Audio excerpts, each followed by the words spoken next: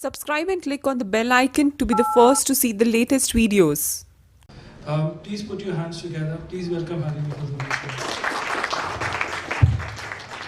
Thank you very much, Abid. There are many of you in this room who know me because this is the fourth time I'm associated with Transformance Forums. And every time expectation from me is a notch higher. So this time the expectation from me is several notches higher. I hope I can serve justice to it. So what we're going to do is we saw a lot of theory about OD interventions and all of that. We heard a lot about how organizations should adopt agile functioning and stuff. We also saw a little bit of trailer in the last panel discussion thanks to my friend and partner in crime, Sahil. Unfortunately, he's not here to see this, but actually, picture abhi baki hai. So what you're going to see is you're going to actually experience, we're going to play a kind of a simulation and you're going to experience what it feels like when an OD professional has to transform an organization, right? So game everyone? Yes. Okay. So let me step down. I don't want to be a sage on the stage. It's good to be an eye by the side. So here I come. So you must have noticed that we have done drastic differentiation in the way we are seated, right? So there is a reason for it. Now by destiny, these people whose chairs, the colorful stuff from the chairs have been removed, okay? They are all a category of people whom for this experience game we will call as the workers. Who are sorry about that, no offense meant, but experiences, right? That's destiny, purely destiny.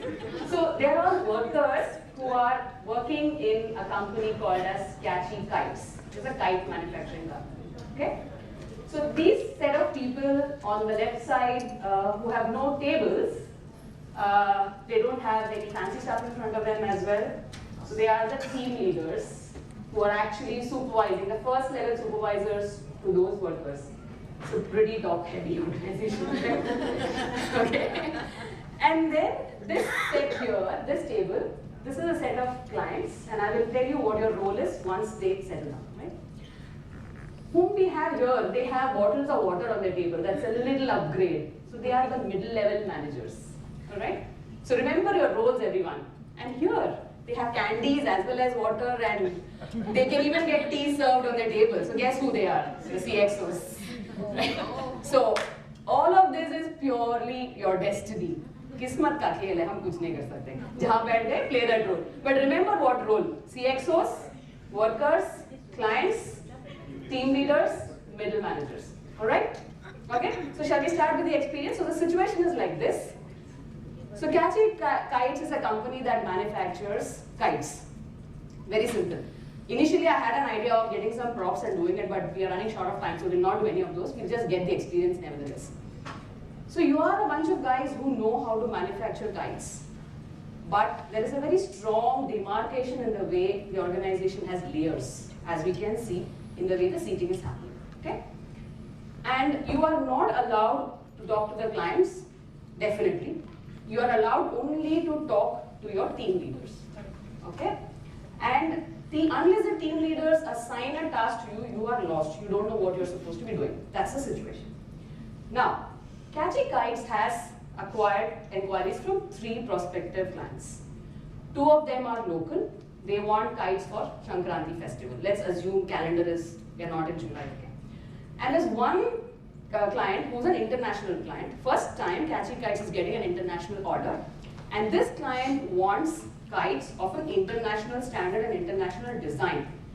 Nobody in Catchy Kites worker category has any idea about designing something for a global client. Team leaders, managers may have, may not have idea, we do not know. But the CXOs don't want to lose that client. First time global footprint, fantastic, right? But strongly hierarchy-driven organization. So now what I do is, just understand your roles, play your part according to the roles that you're in, not your usual self. So also I would request, if you don't mind, people in the worker, especially my friend Ashish, take off your coat, please. I want you to experience what it feels like. Yes, shoes also. Shoes also. If anybody doesn't have a strong option, please do that. It will add flavor to the game. पिछली बार भी आपका coat उतरवाया था मैंने, so sorry. Right? Take off your shoes as well, just for the experience of it. Everybody in this place, okay? Right? Yeah, everybody on this side, only this table, right? So clients, just come with me to this side for a few minutes. I'll just tell you your role. In the meantime, CXOs, think of you're having a meeting here and figure out what will be your strategy for you to grab the global order. Remember, you're a hierarchy-driven organization, and you will talk only to the middle managers and cascade the information through them. So think of the strategy, what you're going to do. I'll give you 5 minutes. In the meantime, I'll brief them. Yeah. So CXO group clients are ready. So you are ready with what? Remember, hierarchy-driven organization. Clients will approach you. You have to behave with them. They will ask for breaking hierarchy and all of that. You have to be rigid because that's the experience we're going to see, right? Ready? CXO group. Clients ready? Middle management is generally waiting for instruction. Team leader के पास तो काम ही नहीं है basically. And workers are having a gala time. Okay, clients. So we have 2 local and 1 global international client. You can start walking up to the CXOs group and talk to them about what are your requirements and all of that. So everyone else, I would request you to watch what's happening.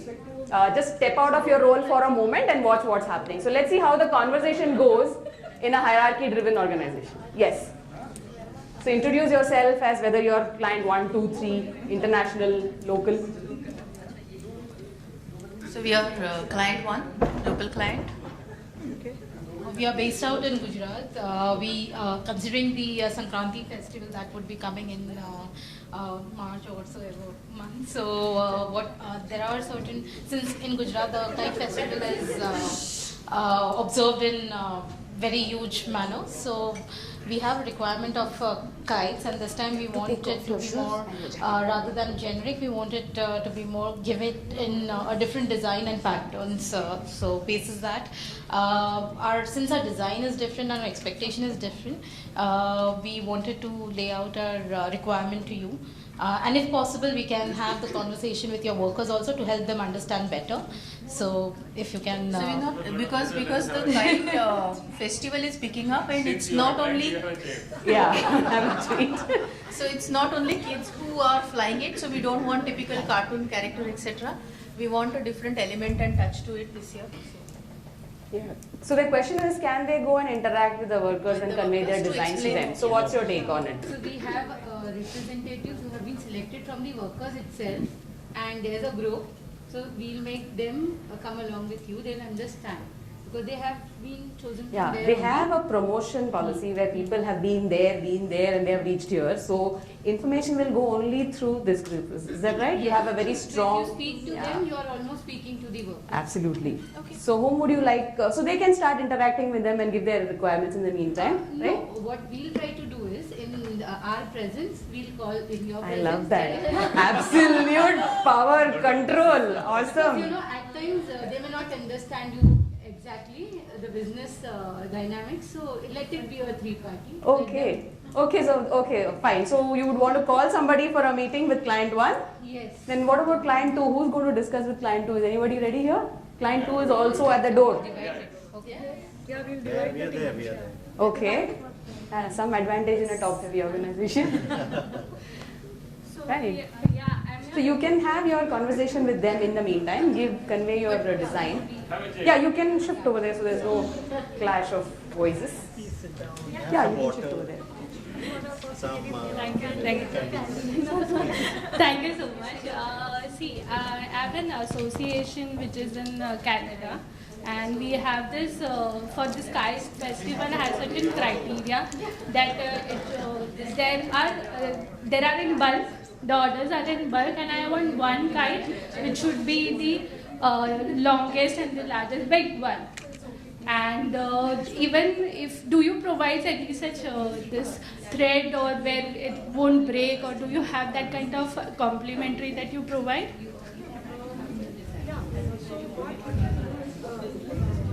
Yes, we have different kind of we have different kind of kites. There are some are theme based, some are different age groups, and like of course yes, if the order is in bulk, we might also think of providing something as a complimentary.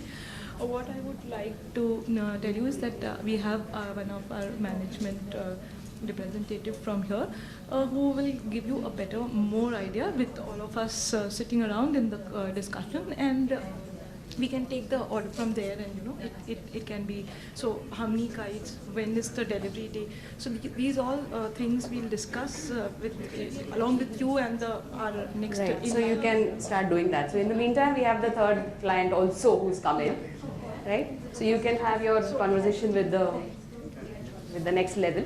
So the third client is now the CXOs. So two people can. Is the team dividing here? So do this real quick because we have to do a debrief immediately after this stage. So do it real quick. Mike, yes. So the third client, you're the international one? You're also local. International one. Okay, fine. So we are very local. We are Very local. based out of Mumbai. Based out of Mumbai, but you're a global player. Fine. Yeah, we are a global. So I just get you changing the shoes right away. Yes, absolutely. We have enhanced our business currently. Right. So this is the most quick growth you can imagine. So anyways, coming back to business, we are actually a global company organization. We have our operations based in Hamburg. So we will be requiring, we have an event plan in 26th January. So take care of design is take care of design is can I What we are looking at is it's a global meet. So we have people from all across the world coming there. So as a part of engagement, we are doing a flying, kite competition, and kites would be flown by the leaders in Hamburg as well as at the same time across the offices, in the globe. So we are looking for very customized kites of international standards, different flags with the same logo of the company behind. So whom can you help want us with them this? to interact? Yeah, whom should we interact with? Because see, there are a lot of different requirements that we have, but this is a project of global visibility. Complimentary if you can provide me Connect with the which are person who is manufacturing it, or because it will be important for us to deliver the right Quality, right? And there are specifications when it comes to logo and stuff. So you want to be hands-on with the shop floor all the time. So that's one requirement. So what is your reaction to it? before the day the operation kite festival. So we have a design and quality team who are specifically working on this kind of very niche and customized design. So what we'll do is we will get the experts and we will have one meeting with them, and whatever is the requirement, they will come up with options as well. If you find any options suitable, we can go ahead with that. All right, let's take a break here. Everybody please get seated. Please get seated. I think we've got a flavor. So now just get seated where you were. Middle managers, we've got the flavor, so get seated. We'll do a quick debrief at this stage and then you can continue. So we are talking about a week in the life of an OD practitioner. So I'm just cramping the 1 week into about 45 minutes, and that's why I'm pushing it a little. So even the 1 week is not really a week, it's actually something that will happen over a period of a year probably, and we are trying to show it in 1 week. So day 1, 3 clients have come. So first of all, I want to ask that group whom I have been really bullying, well, how are you feeling? Left out, fantastic. What else? Relaxed with the shoes and the What else? Same point, but how else are you feeling? Not good, bored. We don't care. We don't know what's happening. We don't care. Discriminated also. Your tables are lackluster, your chairs are lackluster. Okay. Absolutely fantastic. Complete disengagement. Great. So how is this group feeling? The team managers, the team leaders, how are you feeling? Clueless.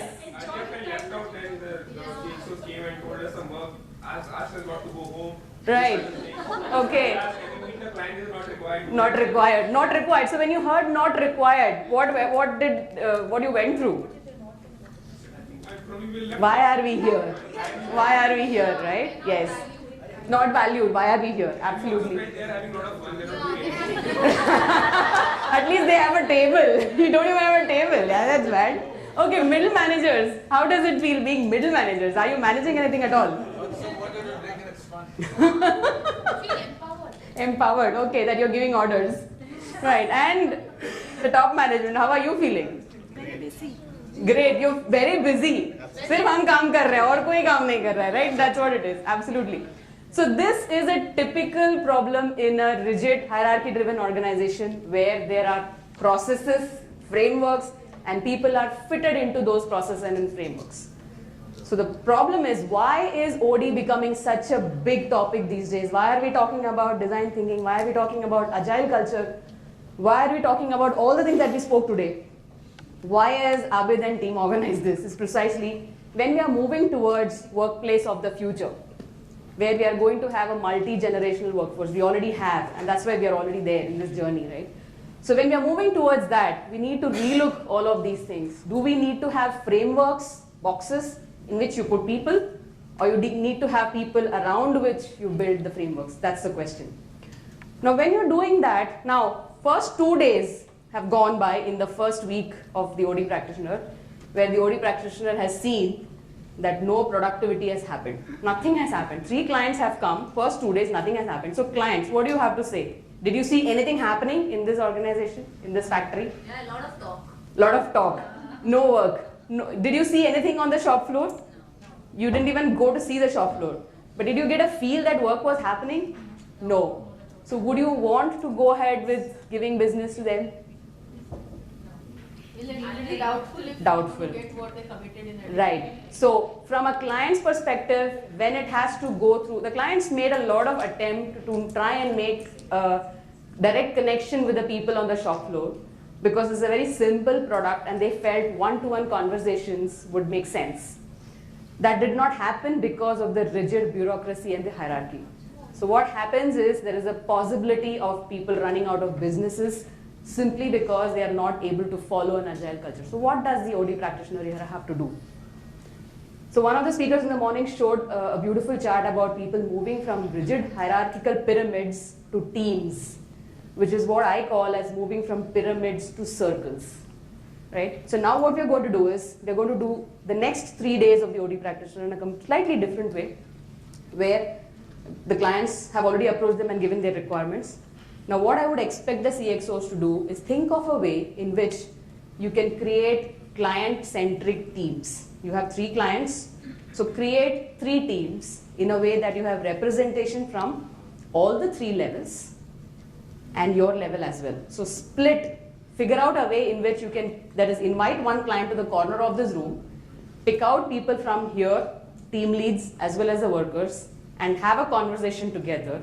And after 10 minutes, again I will take a feeling from the client as to how they felt about the whole experience, right? So OD practitioners have given the advice that break hierarchies, split your whole organization into client-focused teams, and do the exercise of the last 3 days of the OD practitioner, okay?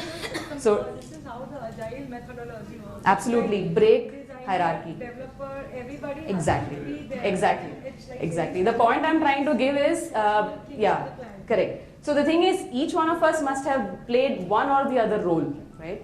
But when you're actually seeing it as an experience, the very feeling, the first words that came from them, discrimination, feeling left out, getting bored, I quit, all of that, these are very simple words if you go by the English semantics. But if you actually put this, extrapolate this big time to an organization, you know why disengagement happens. When you're talking about entrepreneurial spirit, when Manish was talking about making entrepreneurs, it's exactly something that I strongly advocate. Every single individual in the organization, down to the last person, has to have that level of accountability in the deliverables of the organization and saying that he or she is an entrepreneur, it's my company.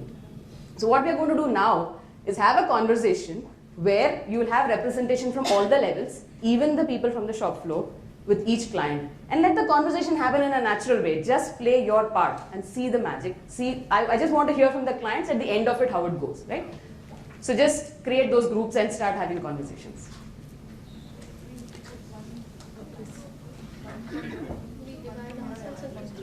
Yeah, you can take one corner. 3 corners.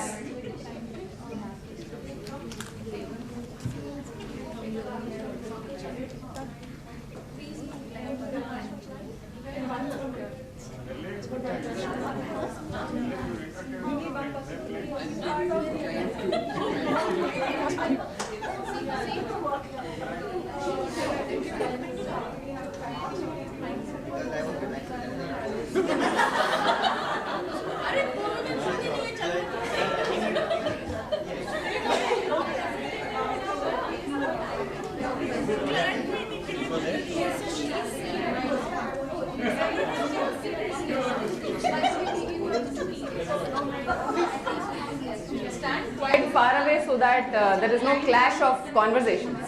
Take 3 corners.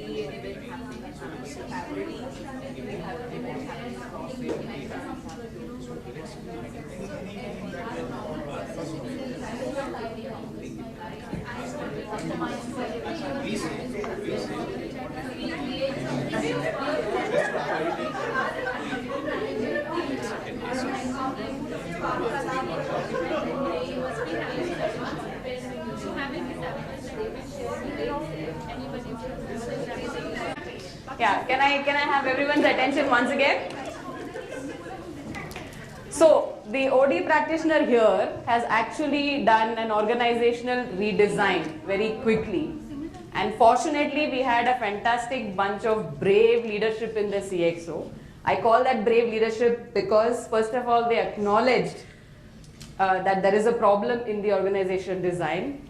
When I came and said there is a problem, it is hierarchy, and that's why it's not happening, they acknowledge that I'm God, so I'm very happy.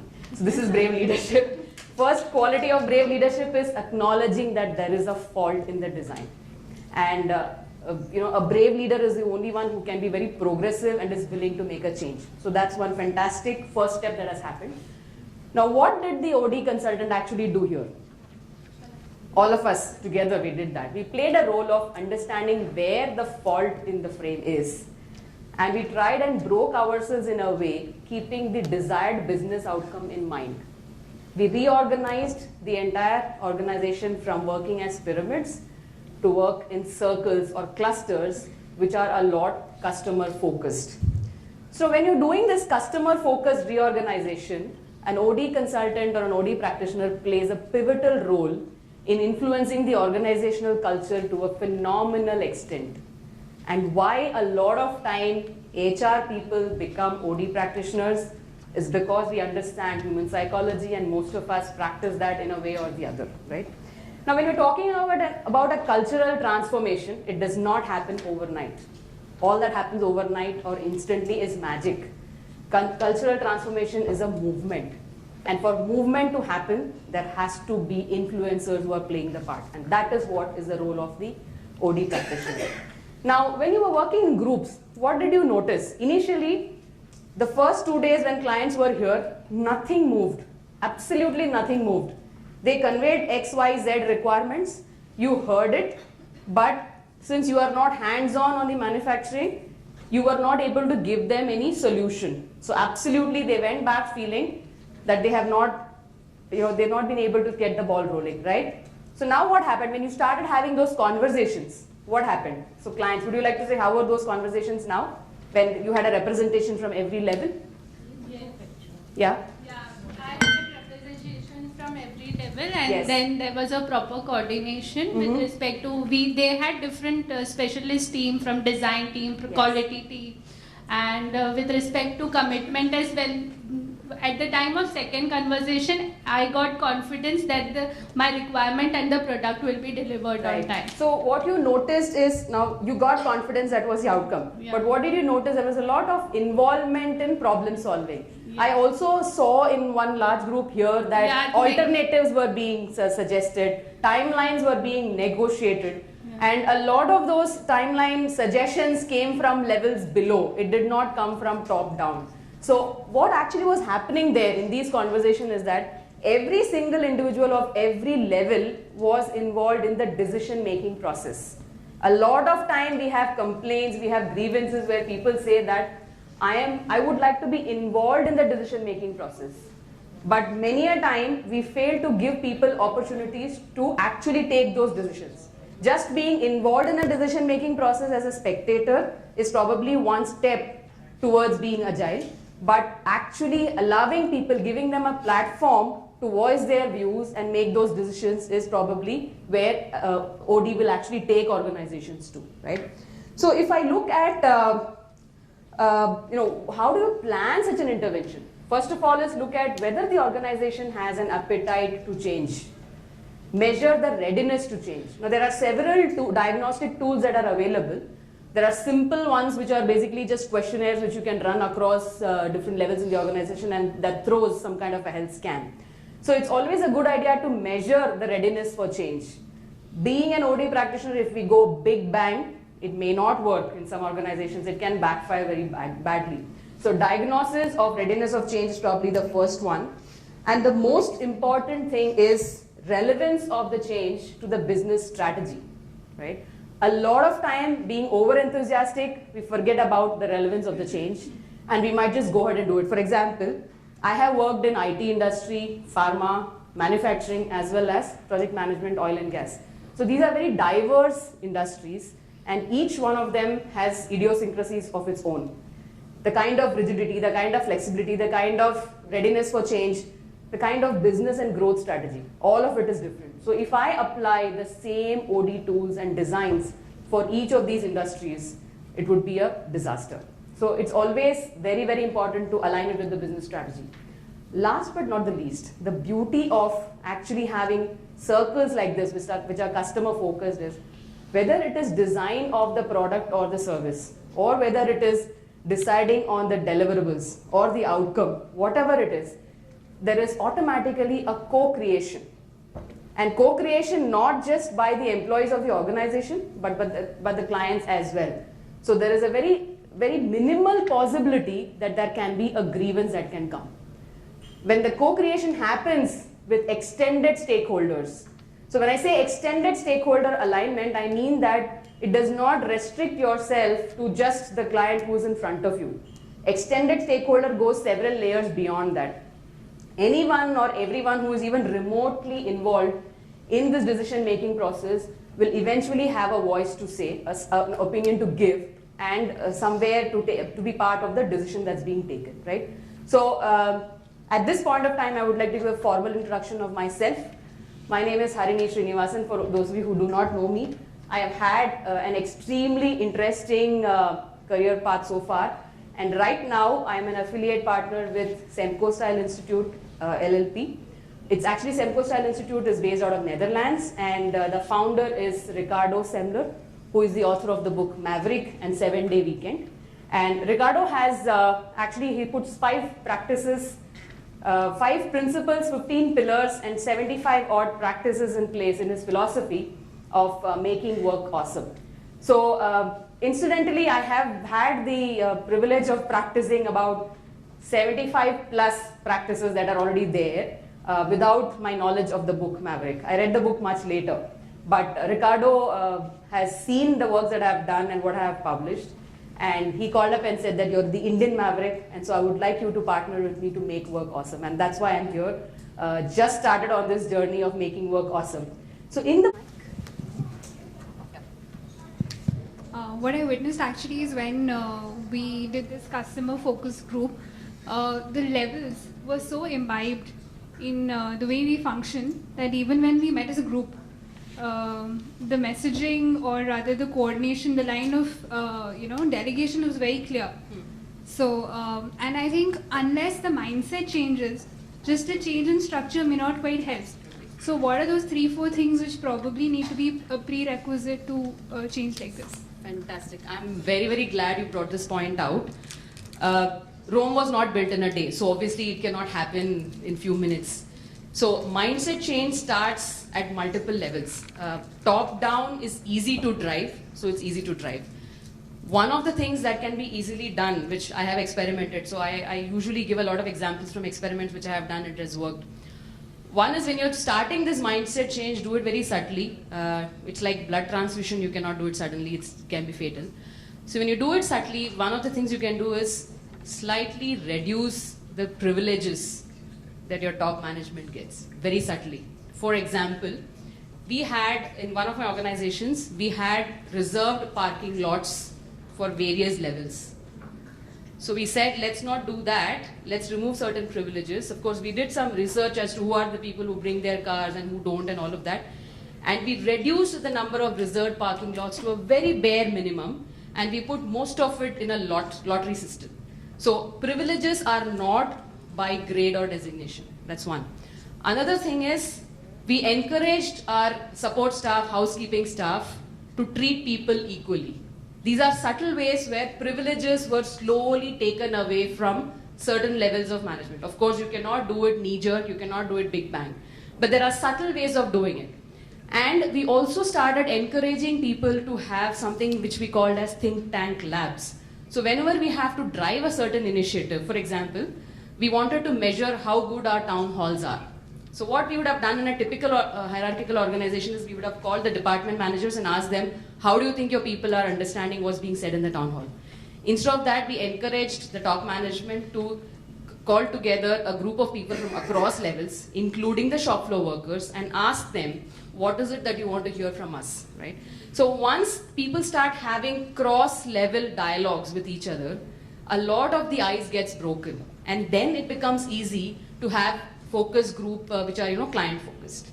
So it has to be done. For me, in fact, the organizational transformation which I did from pyramid to circles in one organization took me 4.5 years for it to be visible. Till that time, I could see some of the changes, but people didn't know what I was doing in the background. But for the organization to see it, it took 4.5 years. So that's the kind of time it takes for a change to happen. How does this apply in a shared service situation? The setup is shared service where we are not really very client facing and we are serving our own people across the world. Yep. And client interaction is at a very, very top level. So how do you see Agile working in a shared service work scenario? Right. Again, this is also another place where I have experimented this and it works. So when we talk about client, I usually use the word stakeholder. So stakeholder could be anybody, could be your own home office in the rest of the world. And we also talk about taking it from stakeholder focus to stakeholder satisfaction, stakeholder delight, take it to the next level, which I call as extreme stakeholder alignment, where you're interacting with not just the stakeholder, but also people around them on a constant or more periodic manner. And we opened up a lot of platforms for people to start asking questions. We had one situation where we were getting project feedback on a scale of 1 to 10. I mean, for us, projects were, like you said, we were the global delivery center. So projects are coming from home offices. We would just do the front-end engineering design. So on a scale of 1 to 10, project feedback was consistently oscillating somewhere between 6 and 7. And it was told to us that go ahead and you'll have to do something to make it 9 at least. And the biggest problem is communication. So the moment the word communication sprang up, it came to HR saying that you have to do something about it. So when I did a deep dive to find out what they meant by communication, it had got nothing to do with communication in the real sense. So even if I did n number of training on communication, writing good emails, speaking good English, it wouldn't have helped. So what I had to actually go back and do is coach people on what are the kind of questions they're asking, when are they asking, how are they asking, and stuff like that. Where I had to actually interview a lot of the stakeholders in the home office to find out from them what is it that is making them give a poorer feedback. So there's a lot, so as an OD practitioner, I had to go back and forth, try and do all those empathy conversation as to what is it that you want to do to make it better, and then we did it. So customer not necessarily means customer or a client to the organization. Anyone who is a stakeholder for you, to whom you're accountable, you need to align to that. Does anyone else have a question? Just maybe a couple of points on, because this is a wonderful session. I just say that maybe just a couple of points on how do you sustain. What are the derailers we should be aware of? This is another brilliant question. I'm really, really glad that we are deliberating on this. Derailers are many, and sustainability of this change is very difficult. I have experienced that myself as well. One is we need to have very strong champions who believe in this philosophy of change, first of all. And those champions have to be the change makers. So what we call in Semco style is we do a fundamentals program for people to just understand what it's all about. That will be something like this, but an extension. But there is a change makers program where we invite only those people in the organization where we are doing such interventions. We invite them to be part of the change makers program. Only those people who have strong convictions about it. Now, when those change makers are implanted in the appropriate places and they drive the change, that's exactly how Agile was also implemented in organizations. Even when you did Agile a few years back in the IT industry, they all had the Agile champions. So the change makers are the ones who will make the change. Last but not the least, the conviction has to also come from the CXO level. So the change starts right there. So when we are saying that we will not have a top-down approach for everything, it doesn't start with that. We have a top-down approach and then a bottom-up approach. So if we are able to do that, then it becomes a part of the DNA of the organization, and then sustainability is possible. Nevertheless, there needs to be reinforces every once in a while. So therefore, while this engagement typically takes 3 to 4 years for a change to be visible, to be noticed, what we also encourage people to do is once you have reached a certain level of change, celebrate. Go and talk to the world about how you're feeling in your new organization. So when people start taking pride in what they have achieved, then sustainability gets a little better. So those are the couple of things that we can do.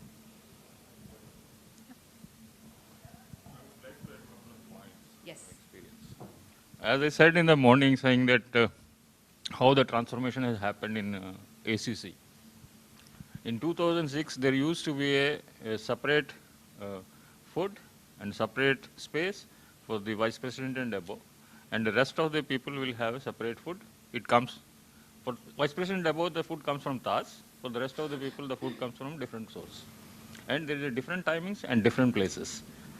First thing is, when we converted into open office, then there is only one canteen for everybody, including CEO. Remove the privileges. Right? Remove the privileges. That is the first. Second, in 2010, we have a culture of non-management staff, management staff, particularly for the plants. The non-management word itself is telling that you are not management. So immediately we change the non-management to as a shop floor associate. That is another change we brought it. It has bring up their morale and they are more aligned to the management. When it comes to the example of parking, in Cement House the parking was reserved for everybody. Then we changed the rule saying that first come first. Yes. When I look at that mineral water, it is to be served only for the vice president above. We said that it is not required. Everybody has to carry their own water bottle. It is only given for the guests. Because the water which has been wasted, like anything, it is 5 rupees or 6 rupees, I don't know, a bottle. But it is just waste. So this is precisely how changes have to be subtly brought, and this water bottle is a good example. We also did that, and the way we actually advocated that changes, we gave the example of water getting wasted, because if you suddenly pull out privileges, they'll not like it. But when we told them in a convincing way that here water wastage is higher if you have smaller bottles, it's better that you fill your bottle every morning, it was easily acceptable. So it is like, you know, sugar coating a bitter pill. But that's the only way, because as we move into the workplace of the future, when there is going to be a multi-generational workforce, it's very, very difficult for us to handle any kind of a discrimination in terms of treatment. So the lesser the discrimination is, the better it will get to manage a multi-generational workforce. And there is no way that we can run away from managing such a mixed workforce. It is now part of life. So removing privileges is the key. And you gave fantastic examples, and it really works. So I'm glad to hear that.